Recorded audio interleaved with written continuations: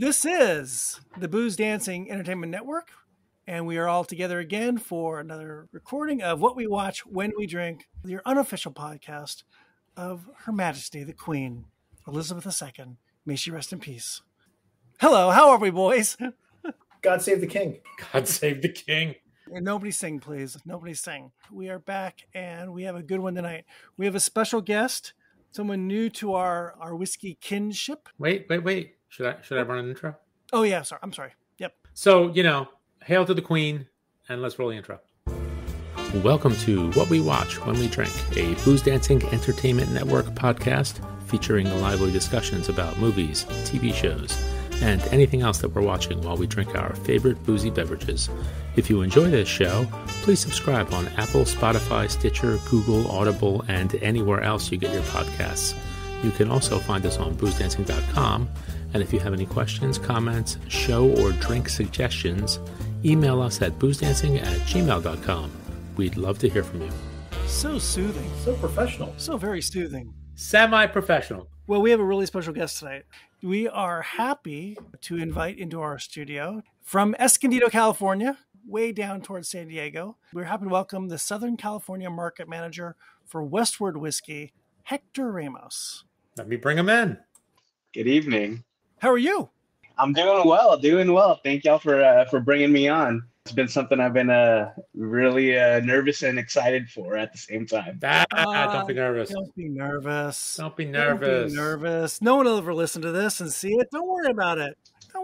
It's fine. We're just yapping here.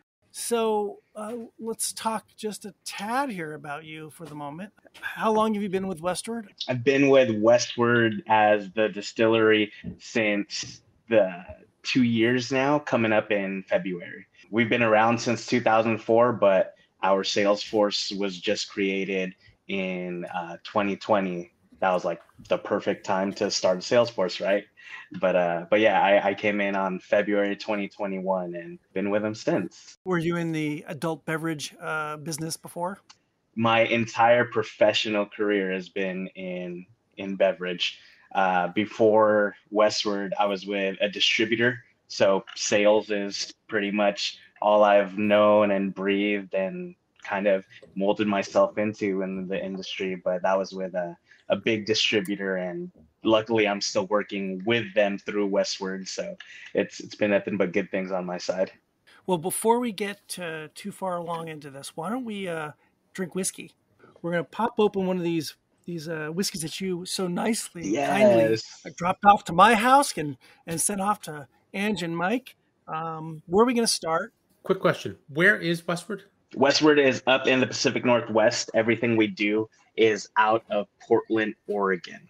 So, okay. Yeah, the first whiskey we'll be pouring tonight is this Blue Label. This is Westward Classic, and all of Westward's expressions are going to be American single malts.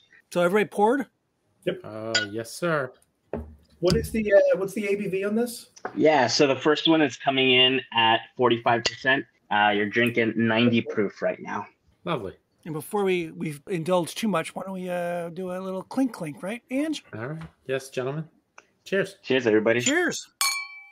So while we're sniffing this, Hector, why don't you tell us a little bit about Westward and maybe about the process that they use to produce their single malt? Most definitely. So I'm just going to briefly talk on what we are, and we are doing American single malt out of Portland, Oregon. Everything we're doing is going to not have corn, nor will it have rye. It's all this right here. This is 100% malted barley, two-row barley to be specific, grown in California, Oregon, and Washington. And when we get all of that barley by way of Great Western Malting in Vancouver, Washington, it turns into pale ale beer. So at our distillery, everyone who's mad scientist enough to make the beautiful whiskey wizardry that comes out of our distillery all the time, everyone had a background in brewing. And yeah, everybody was a brewer. And what we do is make the best beer we can craft without hops, without carbonation, all with the end goal of creating the best whiskey that we can pump out. And that's what we have right here. Were they craft brewers before they were distillers? We were, but our distillery was not a brewery. Okay, they were somewhere else. Yeah, everybody came from different breweries. Some came from brewing schools. I like to say that we're brewers by heart, distillers by trade. And if any of y'all have ever done some sort of home brewing or brewing by nature, the progression after brewing, you can literally take that and distill it and make some fine spirit. Boom. Well, should we nose this thing and get into it? For sure. Is this American oak? Yes. If you take a step back to it too.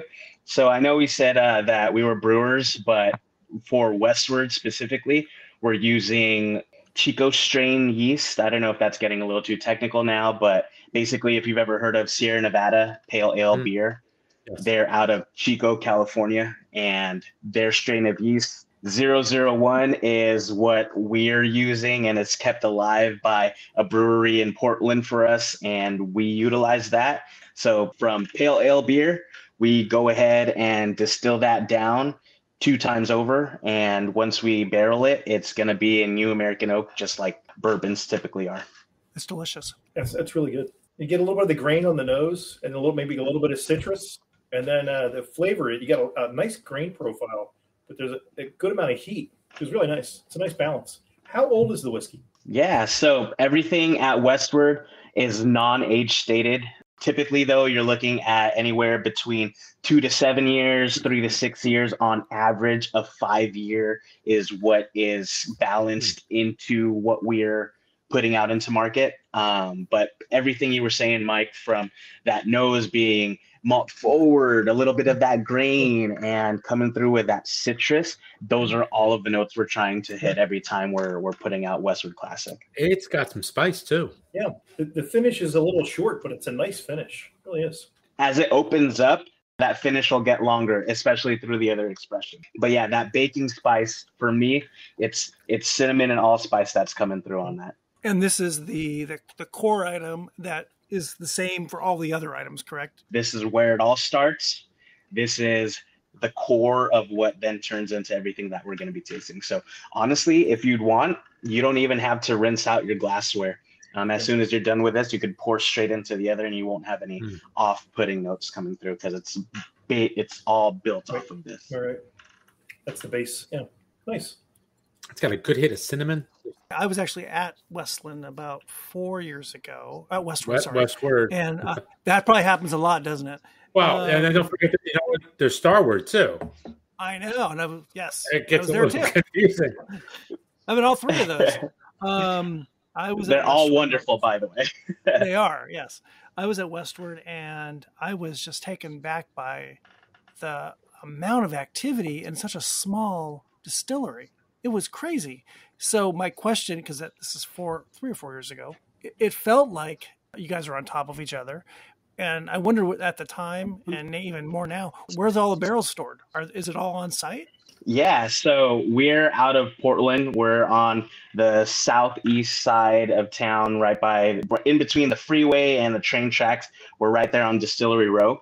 But our barrels are actually stored in our barrel house, lovingly named Jenny, because in Clackamas, that is the name of the street that our barrel house happens to live on. And that is where we are racking all of our barrels. But yeah, Aaron, like you said, it's almost like a controlled symphony of chaos, but it's all intentional.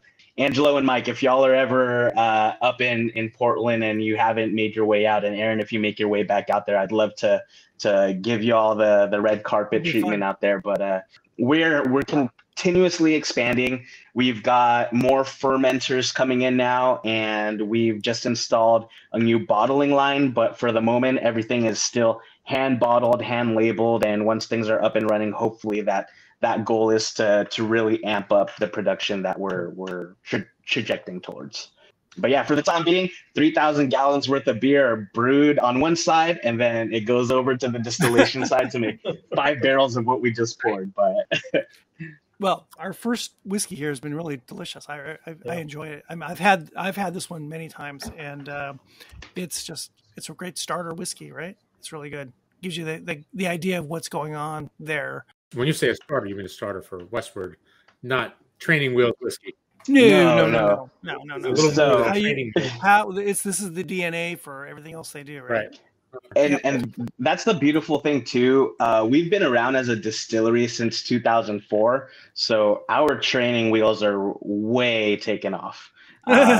When it comes to the world of whiskey and craft distilling, we're leaders in that space, as well as being amongst some of the greats in making this wave towards American single malt as a movement. So this is definitely our DNA. And what I really like about this first dram is everything is so intentional in terms of doing everything low and slow with ale yeast to really bring out that fruit, so that it carries through as we distill and barrel. And the reason why we're not aging so long is because we don't need too much oak to strip away impurities. It's all about just getting enough of that oakiness and enough of that vanilla to come through. As you keep going through this one, it's a really easy drinking whiskey. I find it's really clean. You don't need to age stuff out of it because there's nothing really you need to take out of it. It's really good. And I think it's interesting that you could put this up against the corn whiskey, something that's been rye, and the bourbon, to get the difference in what the grains really do to it. That this tastes totally different than anything else you're going to get. As you said, it's American whiskey. Yeah. It's a whole different class of whiskey. And this is a really good representation. Everybody at the distillery is doing their best every single day. So I'm glad y'all are enjoying it. And this again is 100% malted barley, right? 100%. All it's 2-row malted barley coming out of the Pacific Northwest. Beautiful. Beautiful. Well, we are What We Watch When We Drink on the Booze Dancing Network, and we are going to talk a little bit of TV tonight. In our first segment of television talk, we are going to talk about a show that is almost finished with its second season, a couple episodes to go, on Hulu. We're talking Reservation Dogs. Now, have we all kind of dug into this one a little bit? I am absolutely hooked on the show. I am too. I've binged my way through, so. Are you caught up, Hector? Oh, yeah. Oh, excellent. So first impressions on it before we get into the nitty-gritty details. Oh, wait, hold on. Mike didn't do his homework, did he? I didn't do the homework. He did. No. He didn't do the homework.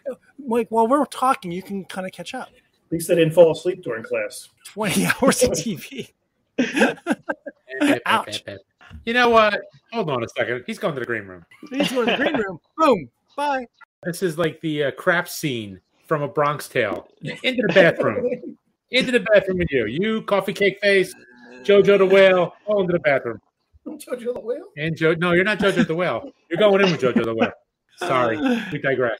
We digress. Hector, first impressions on the show. Honestly, I did not know that it was going to be a dramedy. So the comedy part kind of took me by surprise because I was up in Los Angeles this weekend. So my wife had it on an iPad playing and I was just listening to it all. I was like, this is kind of funny. Is this the show that I was supposed to be watching? And I didn't know the premise of it. I didn't know that it was about kids. And I could only imagine that it had to do with a reservation. So, but no, I really liked it, and it kind of took me by surprise. But I like picking things up that people recommend. So it's been a good time so far. Now you saw the entire first season? First and second, and I thought the last episode was the finale, but so did I did too, but it's not. It's not? Okay. There's 2 more episodes. Yeah, I thought the same thing. So we've talked about it a few times. Last season we talked about it a bit on the podcast, and we actually had a guest a few weeks ago who was the casting director for the very first episode, and Lisa Zambetti, and who has a great podcast too called Killer Casting. We got hooked early on. I think I got hooked kind of from the commercials when it was first. Right? It had me from the ad. It had me at jump. It had me, and it was one of those things where, oh, is this going to be the best part of this series? It's going to be this 1-minute commercial, and it's going to suck. Oh no! Yeah. Am I seeing the best parts here in the trailer? And it totally overwhelmed me how good it was from the get-go. So, for those who don't know about it, and it's a dramedy, maybe a teen dramedy, you could add. About Indigenous Americans on a reservation in Oklahoma, and it's from Sterling Harjo and You say his name because I can't say it, Angelo. Taika Waititi? That guy. Well, he's the producer, correct? Sterling Harjo is basically the showrunner. Well, they created it together, I believe, and I think Harjo is the showrunner, I believe. And it's on Hulu. And the writer and sometimes director, and he kind of does everything. Right. Yep. I want to say 100%, but 99.9%. All indigenous cast, writers and directors, whole crew. The first time ever in American television, I would think. That's pretty amazing to have all the Native Americans in the whole crew. Filmed in Oklahoma. And our friend Lisa Zambetti said she had to go out to Oklahoma. And when they were looking for kids to be in they were all over the place in Oklahoma looking for kids to be in the show. It's won numerous awards, Gotham Awards, Independent Spirit Award, Peabody Awards. It is highly acclaimed on lots of levels. And I think it's rightfully so. I mean, it's got it all. It's funny. It's dramatic. I mean, there's a lot of serious moments. It's working on so many levels. It just blows me away, and it just keeps getting better, which is what really amazes me. Like I said, the trailer or the commercials, I think the humor got me first, right. But I wasn't completely sure. Like, Hector, is this a comedy or what is this? What's going on here? There's been episodes that are just like side splitting. They are hilarious. They are so funny, and then there are episodes that are so intense and deep that you're not laughing at all. It's a little bit, queasy. It goes all over the place. There's a lot going on in the show. It's just really, really good. I mean, everything from the cast to the way it's made, the way it's shot, everything about it is just great. So what about favorite characters? I apologize if you've talked about this before, but no. Who do y'all lean towards? It's tough because, what's nice about the show too is everybody kind of gets their moment. It's not really focused on one character. Maybe there are maybe one character is more important than others, but they give everybody a shot. Whether it's Brownie, what is he, mm-hmm. cousin, uncle, whatever he is, or if it's Big, the cop. What is he, the light horseman? Is that what they call him? Yeah, light horseman. Right. Or if it's one of the kids, or it's one of the kids' moms. It's just great the way they just touch upon every character. And I think that's a really great way to start the series. It's about the four kids. Right. The four kids. And then you expand outward as the series kind of blossomed, and you get to know their families more. There's been an episode on each of the kids a little bit more specifically, right. Or some other character, right? So you really are getting some background and a little more depth on each character. I love Cheese. Yes, Cheese is my guy. I think I read that. I think he's the only kid that didn't have an acting background. I think that's what makes him even better. Yeah. Lisa Zambetti said she was actually there when they cast him, right? Yes, that's what Lisa. I think he's one of the few that's actually from Oklahoma. Yeah, he's a local kid, local-ish. Yeah. I'm right there with you. Cheese. Well, first of all, I didn't put 2 and 2 together that his real name is Chester. That's why they call him Cheese. Right. But either it's because it was one of the later episodes, like one of the most recent ones where they really did a deep dive into his character. But I feel like there's so many things that I find similar to myself growing up and who I am now. And I think that's the beauty about this show too. Like, there's so many characters here, not just the core 4 kids, that you could finally really find somebody who mimics a lot of things in your life, There's a lot of universality to it. Yes, it's about Native Americans, but they're just like us, right? Everyone's like each other. You can find yourself in all of these people in some way or more in some others. The human experience is the human experience, no matter where you are on the globe. I see a little bit of myself in a lot of them as well. I think that's really unique about it because you've got this really interesting environment that we're probably not used to, being suburban Americans, but you've got kids and adults with all the same problems as we do, and plus more because of where the situation they're in. So I think it really touches a nerve with all of us, a good nerve. Ange, were you going to say something? I watched the first season a couple of times. I watched it with my son. I tried to get my wife into it, but she's been busy with other stuff, so haven't been able to nail her down. My other son, occasionally, he watched an episode or two. He seemed to enjoy it, but it's just and what's great too is you get these occasional cameos, by folks. Like you've got Bill Burr in season 1, and Was it Mark Maron was in the cheese episode? Yeah, that's right. I forgot about that. Yep. Was it Megan Mullally? Maybe that's right. She's in it too. She was in one of the episodes. Just these folks pop up. Who plays the doctor? I guess the Asian American doctor. He's a comedian. Bobby Lee. Yeah, he's really, really funny. One of my favorite characters, cameo, and she's actually in last week's episode. I cannot say her name. I'm just gonna butcher it here. She's a native Canadian. Oh, the deer lady. Yeah, Kanahio Torn, who I know from a show that's also on Hulu called Letterkenny, and she's one of the locals in the show. And she's got this interesting real life background. Her mother was outspoken politically about the way First Nations peoples were being abused in Canada and taken advantage of. And she's actually, her mom's kind of famous, but she's an actress and she's great. And I love her as the deer lady. You know who really cracks me up? The guy at the junkyard. Oh my God, he is so great. The owner of the junkyard, right? Yeah, so his name's Kirk Fox. I don't really know what else he's been in, but he's like an actor, stand-up comic, all that good stuff. It's hard not to walk away from the Native American side of things and the interesting spirituality of the show, and from birth to death and everything in between. And from the beginning, the kids are dealing with one of their best friends who commit suicide, and dealing with that in a spiritual way. We just don't see this kind of stuff on television too often, especially with kids or teens. So I don't know. It hits so many bases for me. The overriding thing for me is that it's really funny most of the time. The show has a good balance, like a good whiskey. It does. It's got humor. It has, tragedy. It's dealing with redemption, regret, righting wrongs, and all that kind of stuff. Yes. I mean, everybody's got a history. The history with everyone goes back like years. There's also the whole story through line with Lenora or Alora, the one girl, her mom died. Yeah. And just how that kind of just fractured everyone's lives. Mm-hmm. Right. And just how it's just rippled through the whole community and how it's broken things up and how they're trying to pull things back together. It's neat because they don't really they don't hammer it home. It just kind of feels like a natural part of the show.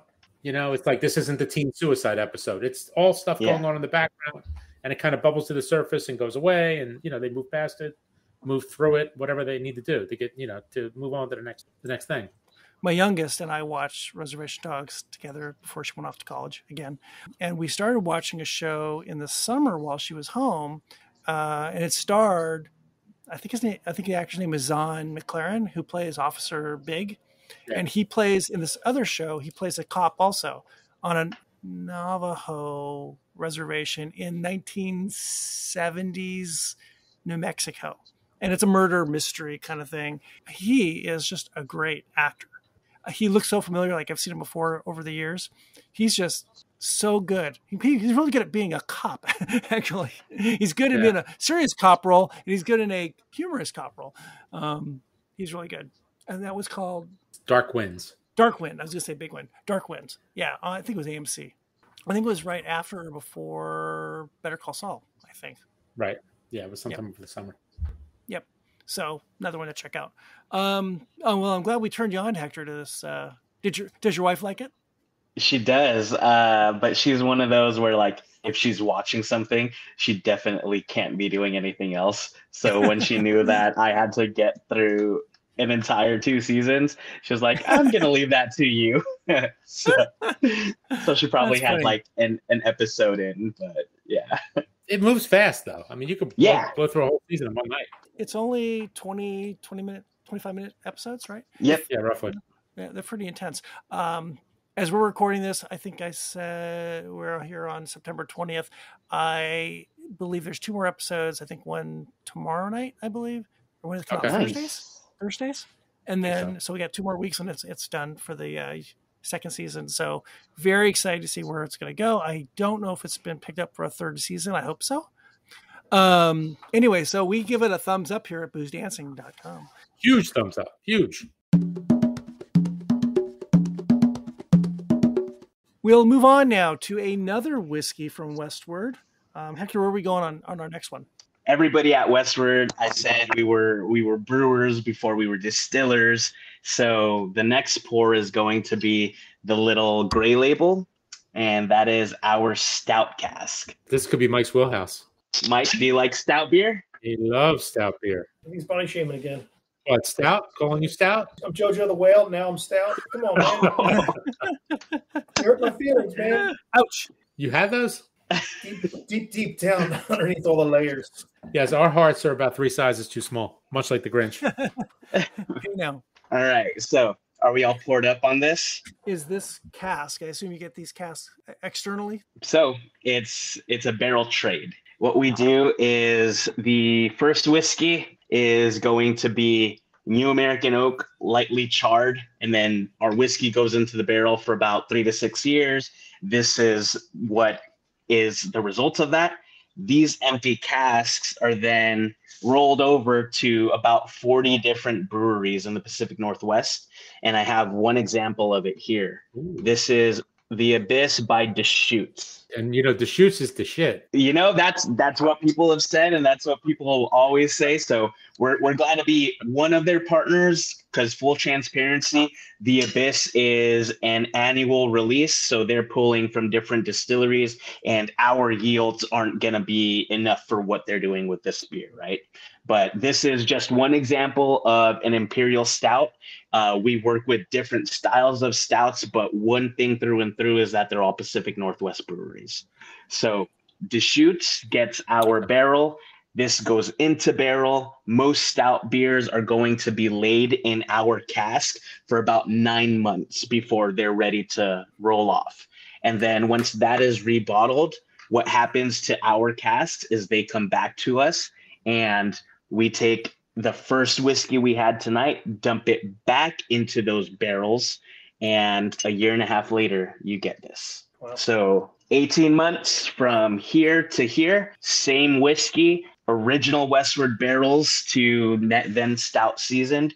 But I tell you what, a finish of stout beer across different Pacific Northwest breweries, it just makes such a big difference on the entire character that's in our Glen right now. And you know, we know that it's the stout beer cask, so maybe that plays into it. But I swear you can smell it on the nose. I'm getting like a little chocolate, a little coffee, something. What I was going to say, Mike, I am not a beer fan by any stretch of the imagination.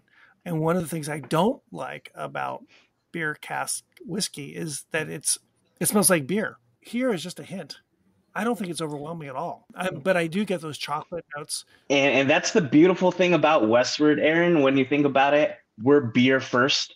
And a lot of people, it depends who I'm talking to, but really harping on the culture and the craft that we've learned from years of brewing experience. I mean, when you nose Westward Classic, our original whiskey, you do get those honeys, those citrus, those stone fruits that you typically pull out of a pale ale beer. And then on this, like you said, that coffee, that vanilla, for me, I get a lot of hazelnut that comes off of that nose. These are all notes that you pull off of traditional stout beers. But again, it's a marriage between different styles, but it's always balanced at the end of the day. This is really good. And it's amazing that the 18 months really changed the base into something completely different. Totally. But it's still whiskey. To bring it into what y'all are doing at Booze Dancing is when you talk about what are we doing, Hector? Well, we don't even know. From what we're I've doing. seen, Tell us.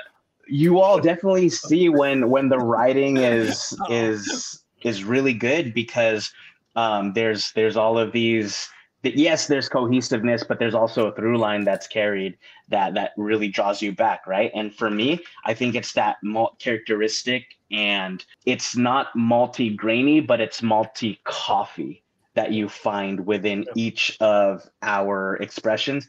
And if there's one thing that I should have done when shipping out samples, was sending you some of our malted barley, because chewing on that really gives you the essence of what we're amplifying through our entire process, and you'll find it in every dram. I usually get a bag of 2-row every day with my feed, so that's okay.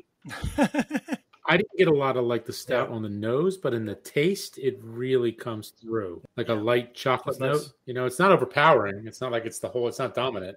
No. It just kind of adds another layer to what we had before. Yes. I think there's a real nuttiness to it too. And it almost seems as if you used a different malt when you made it. Like you used some chocolate malt mixed in or something, as opposed to just being 100% two-row with the way the barrel kind of laid into this.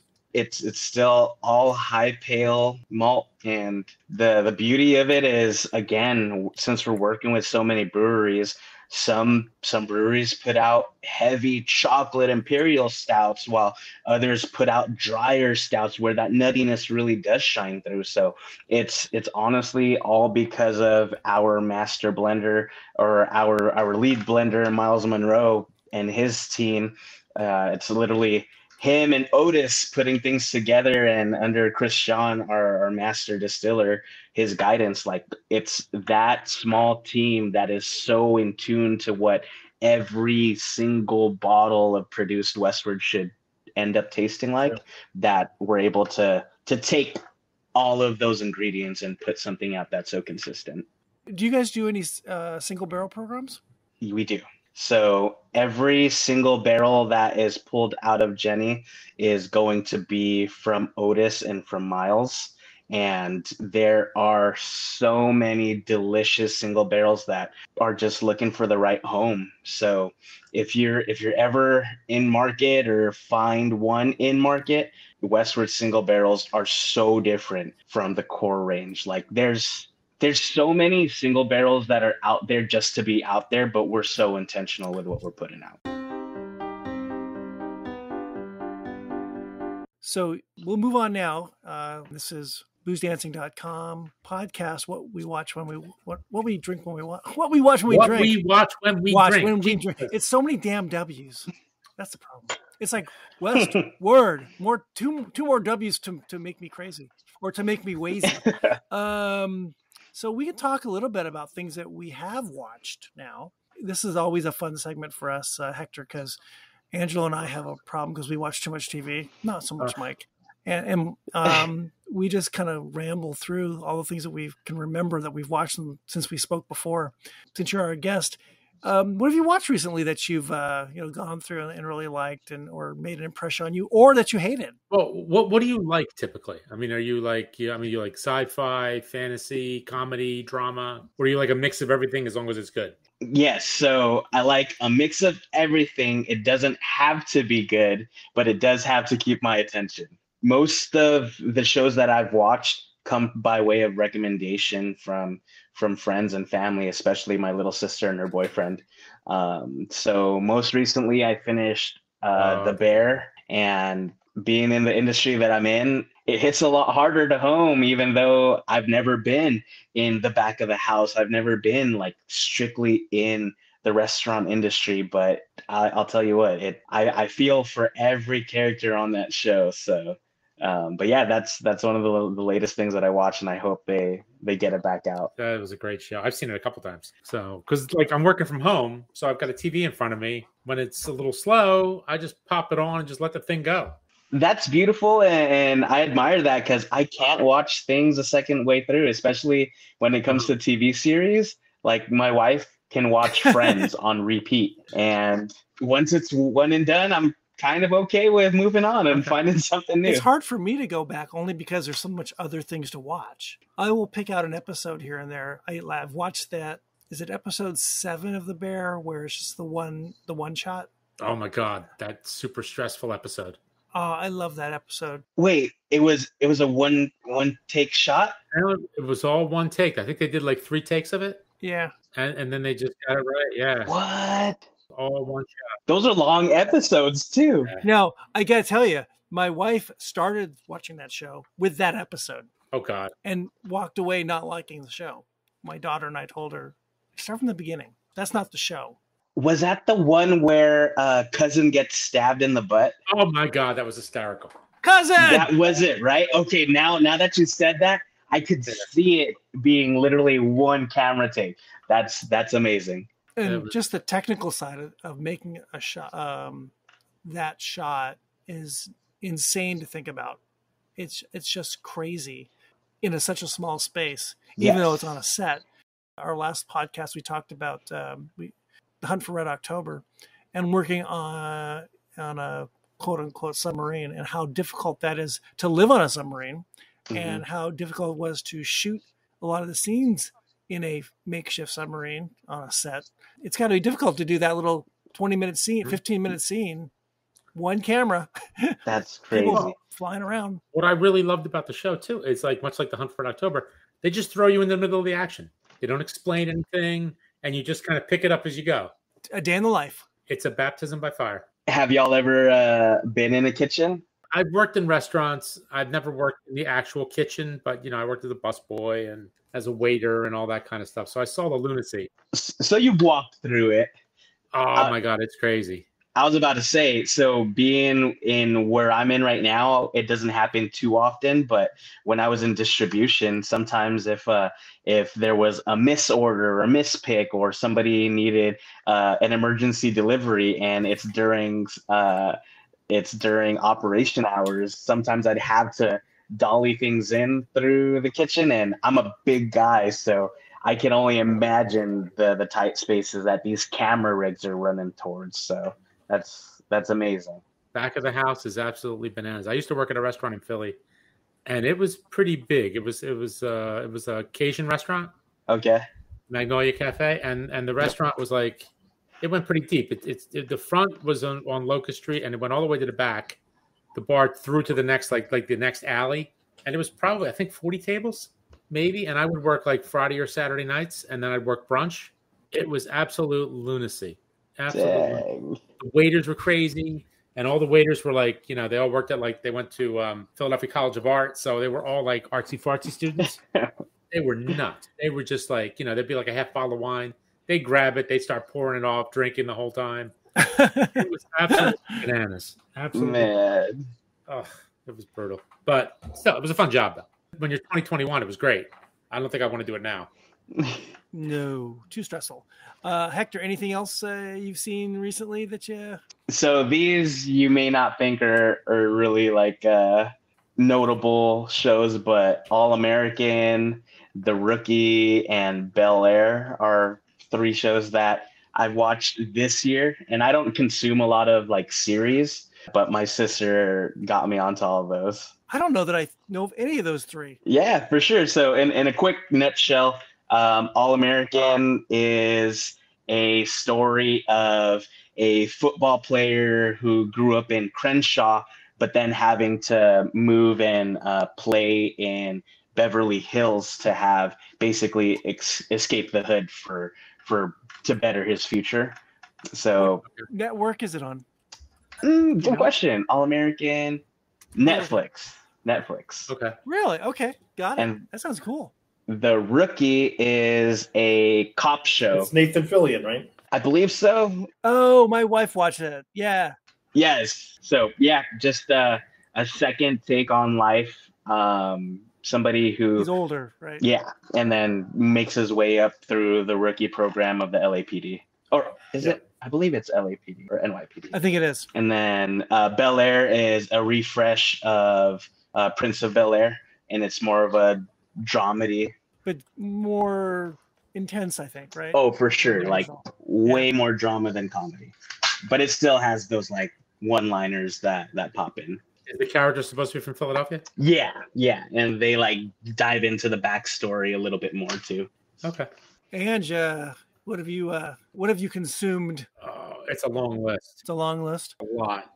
So there's been a lot. I just finished up Industry last night, the HBO show. The new season. Yeah, it's a crazy show. It's like I haven't watched any of it. I think I want to start it. It's like Euphoria meets Succession, but it's more Succession than Euphoria.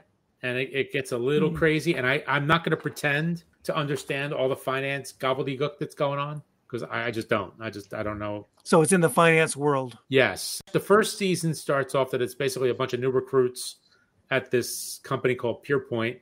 And I guess PurePoint is like, I don't know, what's the big like investment house in New York? Like a Morgan Stanley or a Bear Stearns or whatever the new big guy is. And it's all these first-year recruits, and they're basically just trying to like earn their stripes and try to make it on, Nice. Get picked up again for the next year. And they're just nuts. I mean, they're all young kids. So there's like clubbing and a whole lot of drugs. There's a whole lot of sex. They're all a bunch of backstabbing crazies. And, they're learning the ropes. So, and it also deals with the adults in the room. One guy was on, I can't think of his name now. I don't know if I think he was he on Lost? I don't know the actor's name. He's very good. And the main girl on the show who is Harper, she's really good. Ken Lung, not sure how you say his name. It's Leung. Trying to see what he was on. He looks familiar. Hey, there's a Duplass in that show. Yes, Jay Duplass is in season 2. He's great. Yeah. It's a really, really good show, but it gets very intense. It gets a little not convoluted, but confusing to me. But you kind of get what's going on. You could just kind of figure it out from the kids and all that stuff. This is on HBO? Yes. Okay. So I finished Industry. Yep. I need to actually watch it again because I just want to know what the hell happened. The finale, there were double, triple, quadruple crosses. You have to watch it again? I can't make heads or tails out of it. Dang. Yeah, it was just insane. There's so many things going on. You need a map? It's crazy. So, yeah, finish that up. I started Cobra Kai season 5, and then I got into like the 4th or 5th episode. I'm like, season 5? That's where it's at already? Yeah. It's just, what my problem with the show is? The biggest problem with the show, I think, is Ralph Macchio is terrible. He's the worst part of the show. Yeah, we just started watching it again. Mike, you watch it, right? We just dropped the next one. Yeah, but what's his name is great. Who was the bad guy from Karate Kid? Billy Zabka. Yeah, Zabka's great. He's fantastic. But Ralph Macchio is horrible. He is just he's just the worst. He's not subtle. No, he's just terrible. He is just terrible. We can come back to me. Let's go around. Mike, what have you watched? Oh, we started watching Cobra Kai again. And, they love Cobra Kai. They think the whole show is the greatest show ever. And I just sit there and go, really? Okay. Well, and wife, she's a huge They fan. being your kids. And, they're, let's binge watch. Let's binge. One more. I'm like, no more. Go to bed. And She-Hulk dropped. So we're watching She-Hulk, which, any of the Marvel shows that come out, How is that? I fear that if I don't watch them when they introduce these characters in the movie, I won't know enough.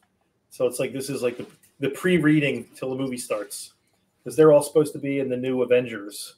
I want to watch these shows before the movie drops, so, as their phase 4, 5, and 6, or whatever these phases are for Marvel now that they killed everybody off in the first group. I watched the first episode of She-Hulk, and I wasn't impressed. But I understand it gets much better because the first is really all the setup, and it really kind of starts pulling together in 2, 3, and 4. So I think I may actually go back to it. And I love Tatiana Maslany, so it really pained me not to like that first episode. Yeah, and the interplay with Mark Ruffalo was really good. And it says, "Who's your best friend?" And she starts naming somebody. He says, "No, yeah. Spandex." The humor was good. I wasn't fond of the CG. Yeah. She looked like Princess Fiona. She looked a little Shrekish. She looked Shrekish, yeah. But it got better. And I read something, and they said because Ruffalo has played the character in 6 movies, they've got so much more pixelation for him. Yeah. From all the angles and all the TV and all the everything. And they don't have that for her. So they said they could have made her look like him, and that would have been bad. Yeah. Or they could have done what they did. And they're like, as the series has gotten better, I think she's gotten better looking. I mean, in terms of the way the CGI works, I think she looks more like a green person as opposed to a cartoon character. Yeah. So, anything else from Mike? You guys? Anything else you guys have gotten through? Oh, like I said, I have a long list. We still haven't gotten through half the stuff we were supposed to watch this summer. Stupid children and their activities. I'm going to rattle through this list real quick. Sure. So Abbott Elementary, we mentioned Industry. I watched this show called This Fool on FX. I want to watch that. That was pretty good. That was pretty funny. That's an LA-based show, right? Yes. LA market. Yeah, I don't know the 2 actors. I think they're stand-up comedians. Yeah, it's pretty good. So I'm not sure where it takes place in LA. I kind of blasted through it. It was actually a lot of fun, though. The one guy works at I guess sort of like not a halfway house, but like a rehabilitation type place for former LA gangbangers that are that went to prison and they're trying to transition into like regular life. Yeah. and what's his name runs it? Michael Imperioli runs it. Oh my God. And he's really good. He's That's so good funny. in it. I have to say, it's nice to see him again. Nice to see him doing something fun and doing a comedy. So the one guy works there, working with a lot of guys. His cousin, or is it his uncle? His cousin just gets out of prison, and he's trying to get him through the program. They're both living at either his mom's or his grandma. I think it's his mom and his grandmother's house, and just all the stuff. He's got like this long-lasting relationship with this girl. It's like on again, off again, and she's a little crazy, and all the stuff that goes on with them. And it's just a fun show. It really is just a really fun show. So this Fool, Never Have I Ever, season 3, Better Call Saul finished up. That was good. Then both those last two. Better Call Saul was Better great. Call Saul was great. Let's see, Cobra Kai season 5, which I think I'm going to finally just throw in the towel. I saw half of the rehearsal. The rehearsal, what's that? That was the one with Nathan Fielder. Oh, yeah. The weird one. That show is just nuts. I don't know. That one I don't think I can hang with. The first couple episodes were good, and then I just kind of lost interest in it. Then I watched his other show, which he did a few years back, called Nathan for You. That's where he started. Yeah, that was it. That's what got him a gig. So I watched a little bit of it. My youngest started watching it. He loved it. But I'm listening to it. I'm like, should you really be watching this? Sure, Dad. Let me see. What We Do in the Shadows. I have to finish up this season. Clarkson's Farm with Jeremy Clarkson. Yeah, I heard that's actually pretty good. That was actually really good. That was really good. Where's he from? Did you ever see Top Gear? Yeah. The original guys. Yeah. No, the American one wasn't good. So one of the main guys, Jeremy Clarkson, he bought a farm in the Cotswolds in England, and he knows nothing about farming, but I guess he's got a ton of cash. Top Gear money. I think he bought like a 300-acre farm in the Cotswolds, and he's learning how to run it. It's really interesting. I mean, he's his usual goofy self. Yeah. And you've got like real people that like run farms and are explaining like, well, this is what you're supposed to do, and this isn't what you're supposed to do. And yeah, it's a really nice Lamborghini tractor, but it's a little bit too much. It's a little bit too much. So it was neat. It's a really good show. Atlanta just restarted season 4. So the first 2 episodes dropped last week. The Offer, which you recommended, and I watched back in August. I offered The Offer, yes. Yeah, The Offer was actually kind of fun. That's about it, I think. I think that's it, which is plenty. And I'm watching this as I'm writing this down, and I'm like, I really need a life. Yeah, that's all right. TV's good. TV's healthy. It's fun.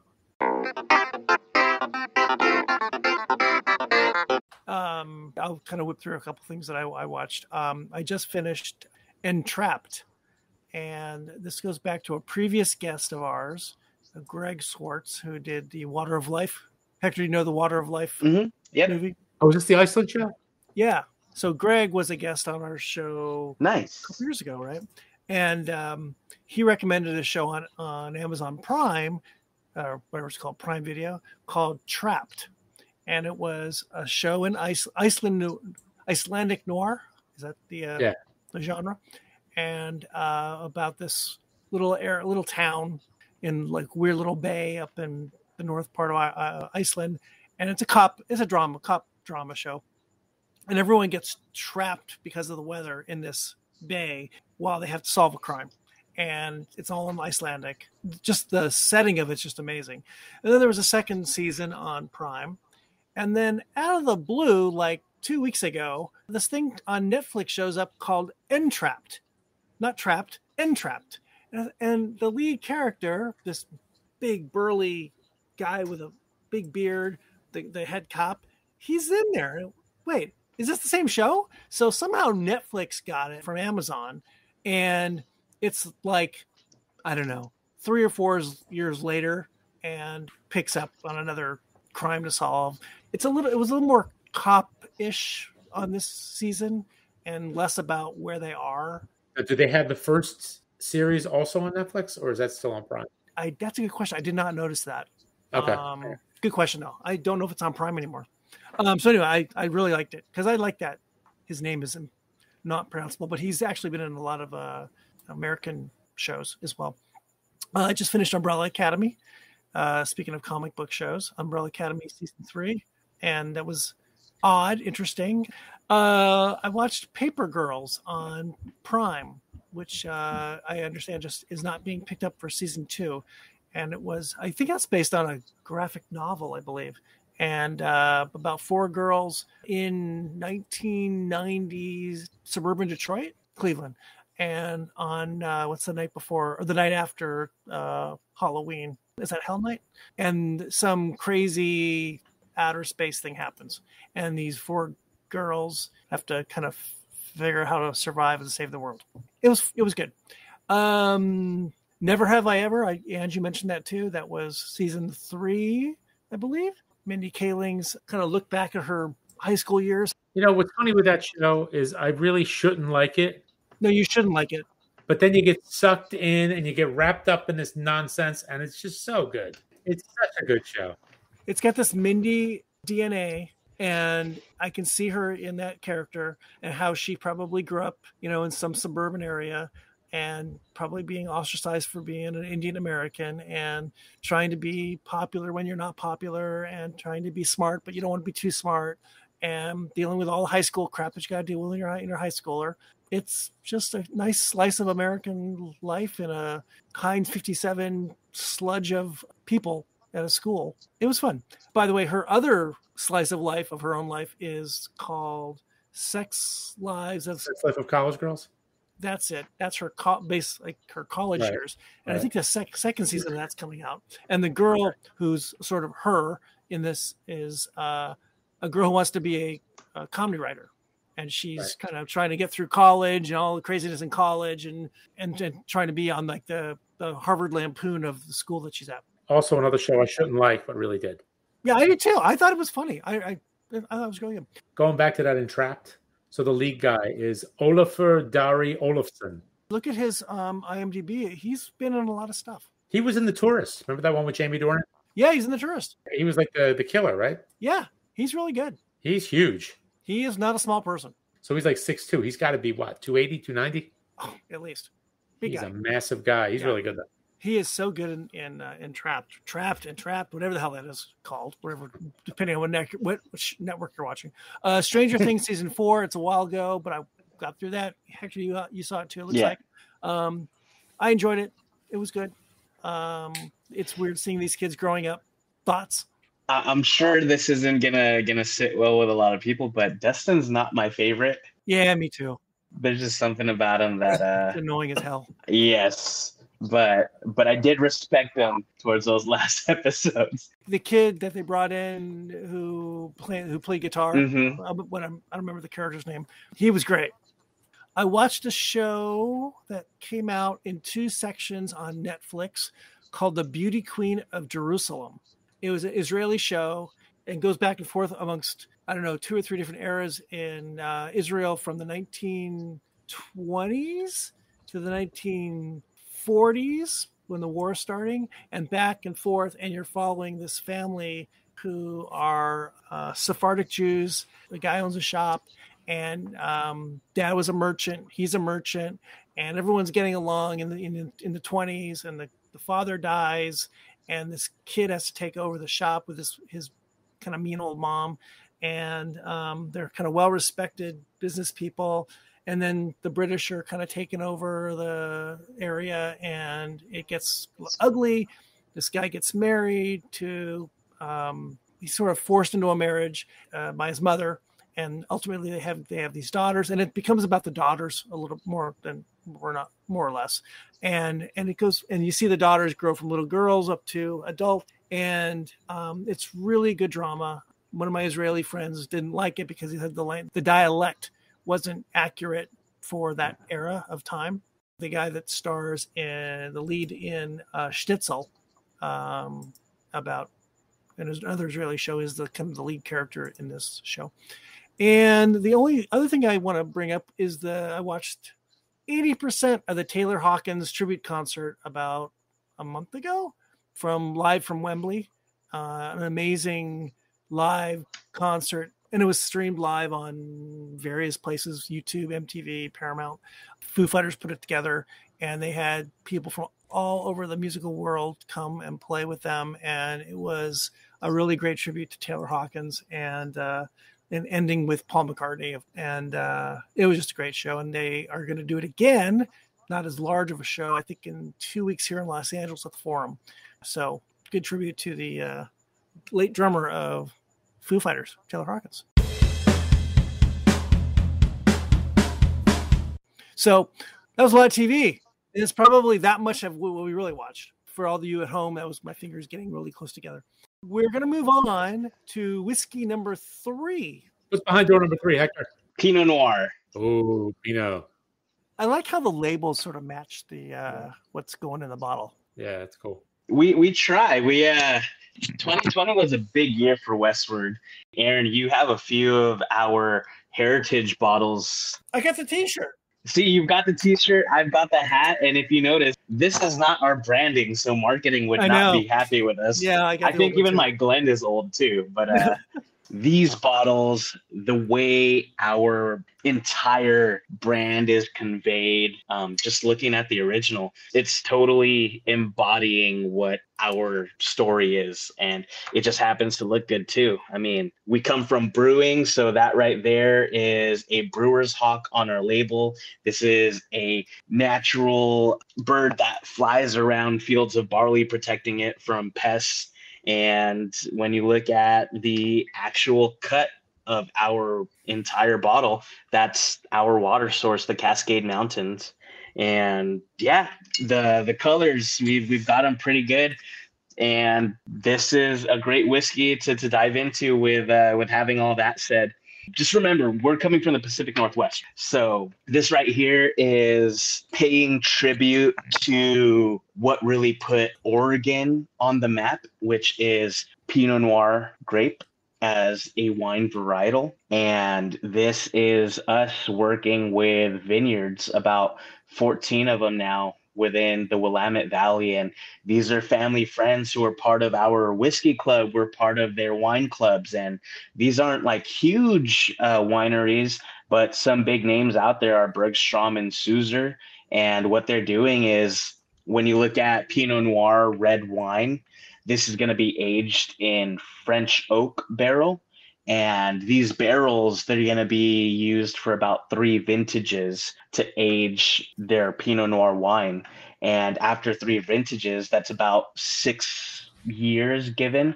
We get those barrels from these vineyards, and we're able to put our original whiskey that we started off with into these French oak casks, and we leave them there for about 2 more years. So that 3 to 6 year old American single malt Westward Classic is now finished for what some whiskeys have as their traditional age statement. So a 2-year finish is really doing a lot of things to our whiskey. And Pinot Noir, when you have it as a wine, do you all drink wine by any chance? A little bit. A little. Even if you don't drink wine, when you look at red wine versus white wine, red wine's definitely going to be a little bit on that drier side. When you look at Pinot Noir, it's definitely a drier style. But for us, when you look at the world of whiskey, a lot of whiskeys that do finish in wine are typically in your big, bold, sometimes usually fortified wines like stout and port. So this is our Pacific Northwest take. And what I find is it marries a lot of the beautiful things you find in red wine without overpowering the whiskey or making it very clawingly sweet. This is very fruity on the nose. You get a lot of those kind of winey notes on there. For me, bright red fruits, like super bright red, cherries and strawberries on the nose. I also thought that the malt came through again, where you really didn't get the malt so much with the stout edition. But with this one, the malt's back, which is nice. I like that. Yeah, and so I never talked about the proof on the stout, but that we actually raised up a notch from 90 to 92. So going up from 45 to 46% ABV. And that's just so our whiskey can stand up to the flavors that come through on stout. For me, it rounded off a lot of that baking spice and that malty character. Whereas when you dive into wine and Pinot Noir in particular, it's so light of a finish that it kind of allows that spice to just come out differently. For me, when you look at Pinot, when you look at this whiskey, I get memories of like Thanksgiving time. So a lot of like toasted graham cracker, pie, all of that comes to mind when I'm drinking this. And that chocolate that we found in stout and the original, here it's coming off more as like a baker's chocolate on the back end and almost like a chocolate covered espresso bean. Is this also 46 or is this higher? This is dropped to 40, but if you're perceiving it as a little bit higher, the reason I tend to see that happen is because when you look at wine and wine finishes, especially in Pinot Noir, there's a tannic effect. So the tannins dry out your palate and that perception of heat goes up a little bit. Oh, that has got some nice spice to it. But it's a little different from like the base one. You know, you get a little bit more, like you said, you get a little more of that fruitiness in there. It's really good. I like the dark fruits in it. But it's not as dry as like if it was like a sherry cask or like a fortified wine cask. No, it's not that dry. A little bit softer, but you still get the spice. Yeah, and I think you get the brighter fruits instead of getting like more of the stone fruits or raisins or something. This gives you, like you said, the cherries and strawberries. Right. It's brighter.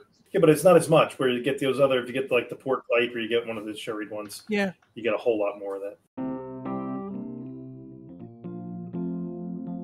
Let's talk about this category that's been around for a while, but not officially, American single malt. Talk about American single malt, what it's been and what it's going to be officially, and the rules therein and how it all relates back to Westward. So for Westward in particular, the last thing we are trying to be is a Scottish single malt made in America. That is the best way to dive into the conversation of what is American single malt. And what it basically is we are trying to have a set definition of parameters for American single malt so that people who are walking up to a liquor store shelf or reading a restaurant or bar menu and they see American single malt, that they kind of know and understand what they're opening in and what they're about to receive a pour of that whiskey. So for us at Westward, we are taking all of the wonderful tradition that single malt has from around the world, and we're just doing that with American quality ingredient and tying in some of the different techniques that we've picked up in craft beer brewing. Okay, when you say whiskey in America, it's easy for bourbon, it's easy for rye to be the first types of whiskeys that come to mind. When you step out of America and you say whiskey, it's easy and it's commonly known to see single malt as the upper echelon of whiskey around the world. For us, when you look at American single malt, we don't want it to necessarily mean take everything that has been done and founded in Ireland and do that here, or what's been popularized and is king of single malt in Scotland and do it here. But we'd like it to be 100% malted barley, made, distilled, mashed, matured here in America, and then aged and matured in oak casks. And pretty much that's, amongst other things, what the loose parameters are. When we say American single malt, we want people to know and understand that this isn't your different style of bourbon. So that is kind of where the legislation that we're trying to get pushed through with a TTB is. But like you've said, it's American single malt and using malted barley as the mash bill as 100% has been around for decades, and over 200 distilleries are doing it now. So now it's all about really getting it into paper and out into the public, just so the category can be recognized and more people can understand that it's not just another bourbon or rye, but something in and of itself. And I believe we're at the point where the TTB has offered up the concept to the public for discussion. And now we're waiting for those notes to come back and then for the TTB to want to make a final conclusion on it, to make that a category like bourbon is, or straight bourbon is, or rye is, or straight rye is, correct? You're exactly correct. And today's September 20th. By the 27th, that public commentary period will close. And right now, all of the comments that are coming out and all the questions that are being asked are so that the TTB can help funnel and find and figure and fine tune what these guidelines of the standard of identity for American single malt will be. Originally, there was a group of distilleries in states who were making single malt under their own standards of identity, and then got together. You guys, Dalbach, Westland, I want to say like 20, 25 distilleries, maybe St. George as well, got together to kind of create a commission to do some lobbying to the TTB to get this thing off the ground. And it's taken quite a while. It seems like 10 years ago, Andrew, when we were starting to see this stuff at festivals, and the concept of this term, more than just something that somebody put on a label, it actually has some legal definition. We are actually getting close. We're almost there. You know, the traction, the groundwork, everything has been put into place, and it is a big part for the movement within American whiskey. And Westward has been a part of the trajectory that the American Single Malt Whiskey Commission, which you had brought up, that's where we're at today, right? It's because all of these distilleries have come together to help push all of this over the line.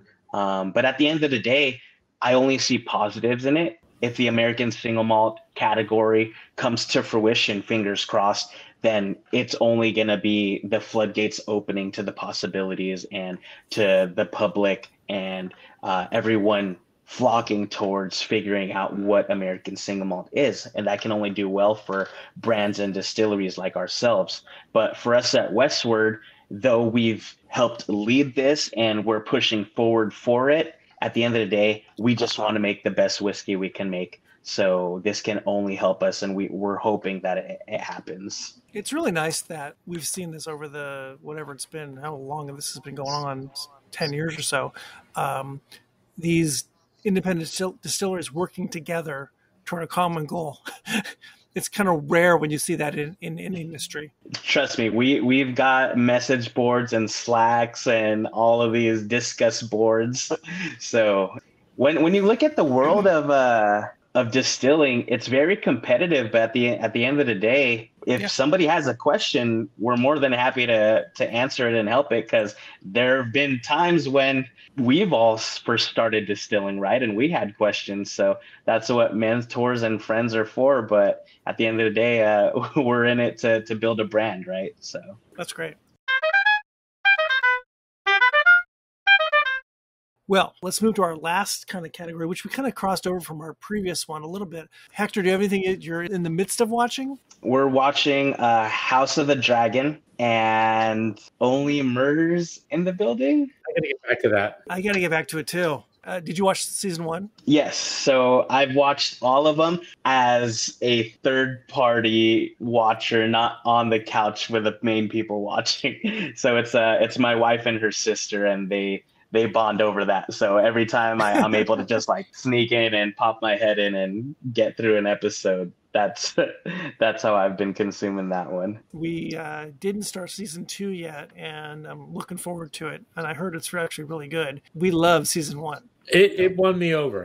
It took a little bit with season 1 because, you know, you've got kind of like the baggage of those two guys. Yeah. And I was never really a big Martin Short fan, but I do like him in this. And Selena Gomez, I never realized, you know, I don't really know anything about her, but she was great. She was really good. I mean, like you had said before, she played really well with these guys, and she, you know, held her own. Hector, what do you think about House of the Dragon? I feel like it's been long enough to where I forgot about Game of Thrones, and now I'm re-sucked into the franchise.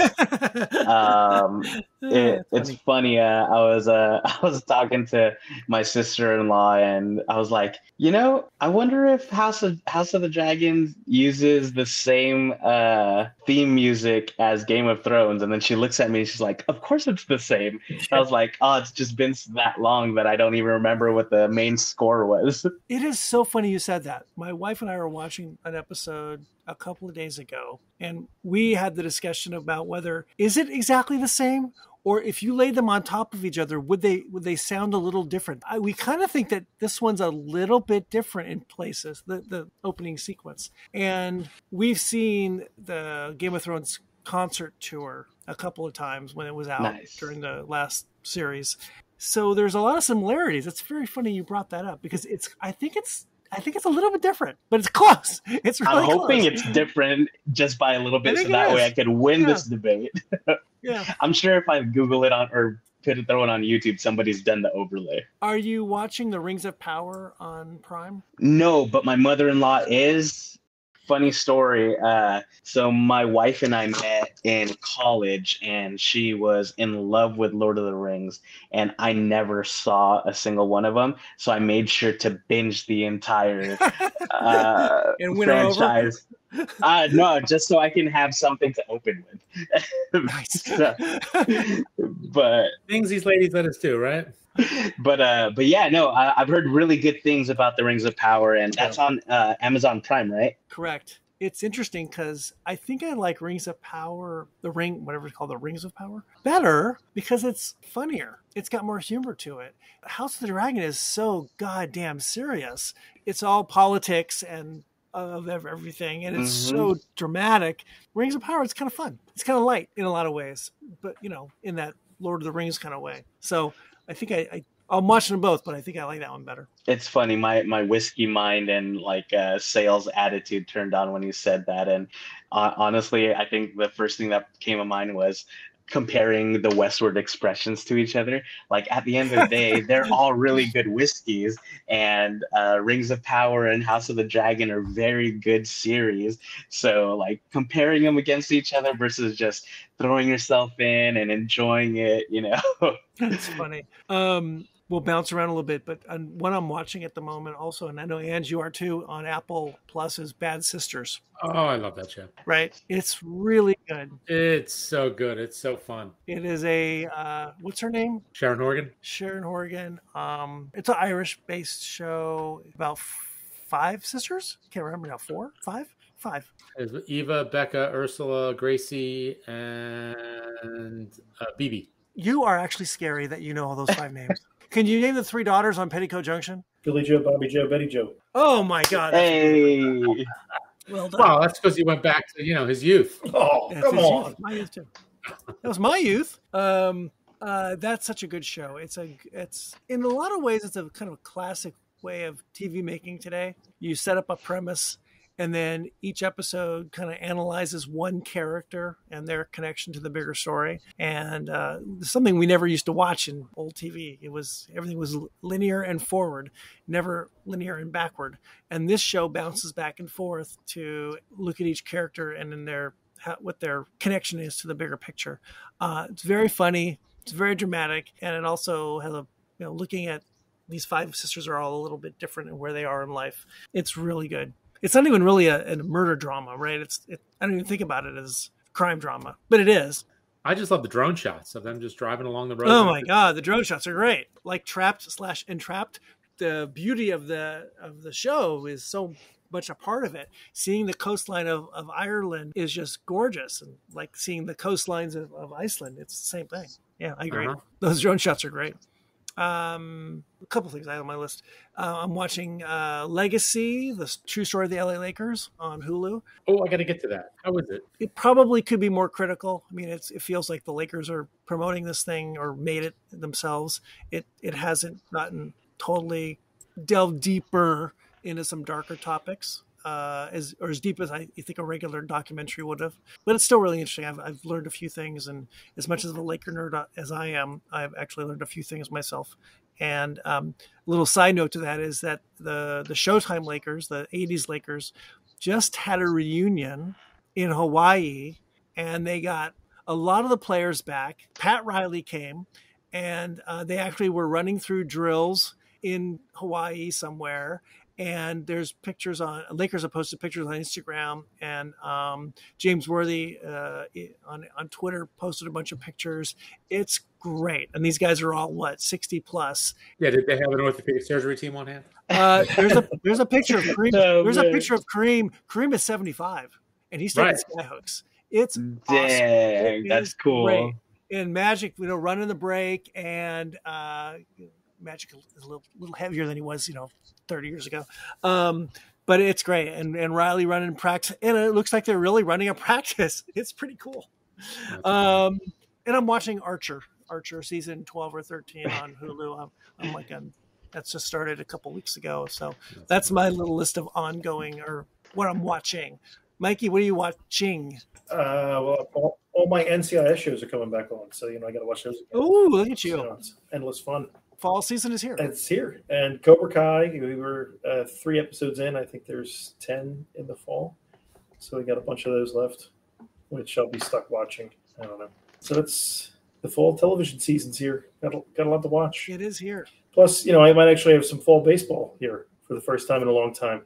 Us too. Well, the Dodgers, when was the last time they didn't have fall baseball? Come on. Yeah. Ange, anything you're watching that you haven't talked about already? I mean, again, like with you, I'm still watching Bad Sisters. Bad Sisters must be almost ending, right? We're like on... It's 10 episodes, so they're on episode 7, I think. Okay, a few more weeks. Okay. Yeah, so there's a few more weeks of that. Again, I got to go back and finish up What We Do in the Shadows, and I got to pick up. Oh, I forgot to mention that. Oh my God, it was so good. Oh my God, that show was so good. Is that one a suspense or horror? Or... It's a comedy. It's a mockumentary of. So what's it called? What We Do in the Shadows. What We Do in the Shadows. Right. What We Watch in the Shadows. That's us. I'm so confused. I know. What We Do in the Shadows. It's on Hulu, right? It's on FX. It's on Hulu. Yeah. Yeah, and it's that Taiki, whatever his name is. Taika Waititi again. That guy. Yeah. So it's a mockumentary of 4 vampires that live in Staten Island, and oh my God, they're 4 vampires and one familiar human who is helping one of the vampires get through life, and it is hilarious. It's season 4. Yeah, I think so. In this last season, I don't know if you've seen it, Ange, yet, there's an episode that spoofs a home improvement show. It is so damn funny because they just nail the whole vibe of those HGTV shows, where they come in and, hey, we're going to tear this house apart and we're going to put it back together. And it is so darn funny as he hits the table. So good. Sorry, Ange, I interrupted you. That's okay. That's all right. So Bad Sisters, I got to finish What We Do in the Shadows. I got to go pick up Only Murders in the Building. That's really it that's going on right now, because last night I was trying to find something to watch, and I'm like, I didn't finish What We Do in the Shadows. So then I thought, Hector, anything else you're in the middle of, or? Nope, not in the middle of. But what I had a question was, what's that Olympic NBA or not Olympic basketball documentary that's coming out? It's about when the USA team lost, and then now it's like their redemption. I think it might be called Redemption. It's called Redemption. I think it's called Redemption Team. It's the Kobe team, right? I don't know where it's. Hold on a second. That should be good. It might be Netflix or. That sounds pretty good. It is. The first trailer came out a week ago. About the gold medal team in 2008 with Kobe, LeBron. Yeah, it was like the dream Dwayne Wade. Team. Yeah. It was a dream team because they had lost the previous one, right? In 2004, they lost. And then they came and put this team together. It's like Chris Paul and Jason Kidd and Kobe and Dwayne Wade and LeBron and Carmelo, Chris Bosh, Dwight Howard. It's kind of crazy. And how that team came together. It's kind of the dream team, but just a different era. 14 years later, whatever it was. Yeah, so when that comes out, I want to watch that. What is the date of that? Hold on a second. I'm kind of curious about that myself. When does it come out? It comes out on October 7th, which is the first week of the NBA season, I believe. So that kind of makes sense. Nice. So that is definitely on my watch list. That's a good one to look at. You must be a basketball fan. That's a good thing. Yeah, I took note of a legacy because my grandpa's a huge Laker fan. He'll be 91 next month. Woo! So this is good, man. Thank you. Yeah, this is definitely. I'm always looking for things about the Lakers to put on for him when we're together. So even if they're like old repeats. Okay, well, we're going to wrap this thing up. All these great Westward whiskeys, which you were so kind of you to send to us. Hector, thank you so much. Last one. Where are we? It looks like it's purple. Yep, we're at cask strength. Purple for Lakers. Nice. Yeah, no, I was about to say it's a perfect segue for the Lakers and purple and the dream team and having all of these huge stars on one team. So I don't really say much about this whiskey. I kind of let everyone enjoy it and feed off of your reaction and then dive into what it is. What's the ABV on this? Let's you tell me. Don't tell us. Don't tell us. No, so dive into it, and then Angelo, I want all of you to let me know what you think it is. Well, on the nose, I would not guess too hot. If I didn't know, I wouldn't say it's too hot. Really? You got the right really? one? I do. I'm thinking, what was it, 54? I don't notice that it's not real vapory. No, I agree. I get the one. It just keeps getting me. So open your mouth a little, go nostril to nostril, get through all the ethyl alcohol, and you'll find it. Oh, I got it. Yeah, it's there, but I don't think it's like, we drink a lot of cask strength whiskey. Yes. I don't know that this on the nose is overpowering. Now let's get to the next part. So I'm sticking with 54. I'm watching Mike's reaction. I'm going 54. Yeah, because it's cask strength. I'd say whiskey with a 5, but it doesn't seem like it's much higher than that. Taste it. Don't get me wrong, it's good, but it's got some heat. I say high fives. High fives all around. Actually, now that I'm tasting it, I'm going to 57. 57? 57. Okay. Yeah, I'd probably go there too. Yeah. A little bit dry. Yes. Nice finish. Now, is this all American oak, or does it get transferred into something else? So what if I told you that this is exactly what the original is? That's kind of what I guess. Coming straight from the barrel. Okay. Yeah. It's kind of what I figured. So are we locking in at 55? 57. 57 on the high end? Let me ask you this before I answer that question. This is also a core range item. It wasn't core range until this year, and now it is readily available. The yield is there for us to have it as a core expression. It's still making it into other markets, though. There's no batches, so every bottle is going to be the same ABV.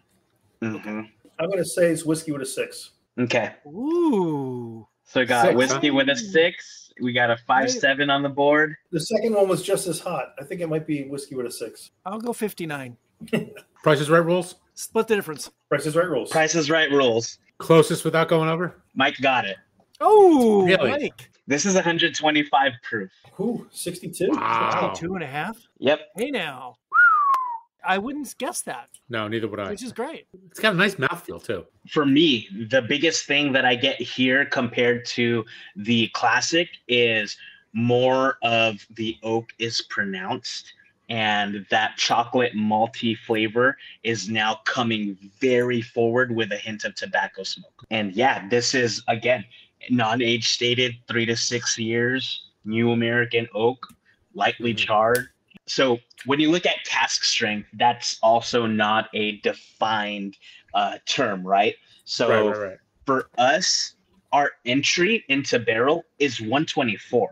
So 125 is as true to cask on a batch level that you'll ever see us at, because our single barrels are ranging from 119 to 133. This is single barrel, or is it a batch of casks? This is a batch cask. So Okay. original is 100 barrel pull, 40 barrel mingle. So this is just about the same. But since it is a specific sensory smell, taste, sight, you're probably looking at like anywhere between 8 to 40 barrels that we're pulling, depending on how many of these we're trying to push out.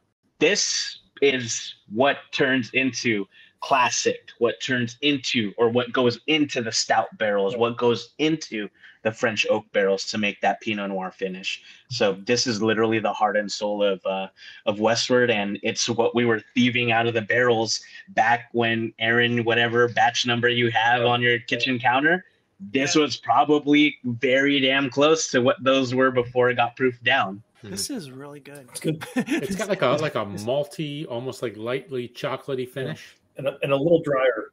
Yes, dry finish, but flavorful dry finish. So I don't like throwing out flavors or things like that, but to me, when I throw out what I experience, it's literally that. I'm putting experiences to what I'm getting out of the whiskey.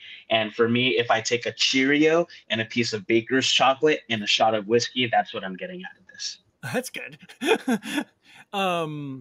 Can I ask you ballpark retail pricing on all these for, let's say, California? So ballpark, we suggest $74.99 on the classic, $89.99 on the stout and the Pinot, and then $99.99 on the cask strength. For everywhere else, we actually ship to most states in the country. So you can find those prices on westwardwhiskey.com, but we're always wanting everybody to try to support local. Yep. So if you put your zip code on westwardwhiskey.com, you'll find your local retailer, and those prices might fluctuate to your benefit or to not, but you know, everybody's got to find their margin somewhere.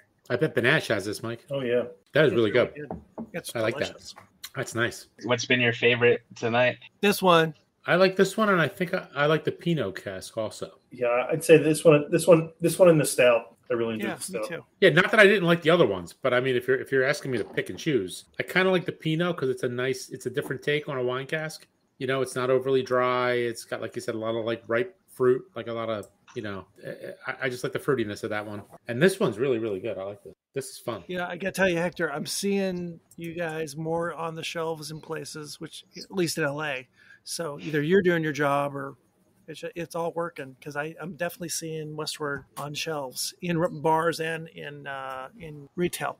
So you guys are getting out there. Yeah, we're trying our darndest, so I'm glad it's working. And y'all tend to enjoy Scottish whiskey, so having Westward poured tonight and there being positive feedback from you is showing that we're doing something right to the Scotch tradition, but we're definitely taking a different approach. And now it's about getting it out there and getting the masses to really understand what we're doing. So I'm glad we're making the right moves. It's really good.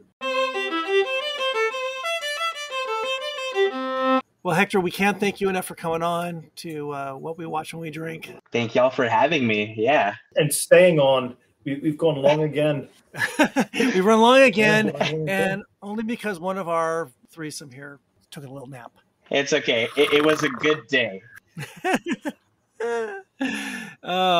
Hector, thank you. This was really fun. Cheers to you and to Westward, and good luck with all your endeavors with getting this stuff out and about in the country and everywhere else. Thanks for having me. Okay.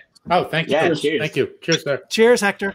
All right, gents. So we did it again. That was fun. We did it again. Episode number 1,447. It only feels like episode 1,147. It's actually only episode 3, but you know, it feels like a lifetime. Whatever. We're pros. It feels like we've been doing it forever. Semi-pros. Semi-pros. That was a really good episode. Hector's a really great guy. I really enjoyed that. And he said really good stuff. All right. So, sir, as always, a pleasure. Thank you to you. Thank you, Mike, for waking me up. Hector, thank you for joining us, and thank you for the whiskey. Gents. Thanks, Westward. Gents. All right. Cheers. Cheers. Bye, boys. Good night. If you enjoy this show, please subscribe on Apple, Spotify, Stitcher, Google, Audible, and anywhere else you get your podcasts. You can also find us on boozdancing.com. And if you have any questions, comments, show or drink suggestions, email us at boozdancing@gmail.com. We'd love to hear from you.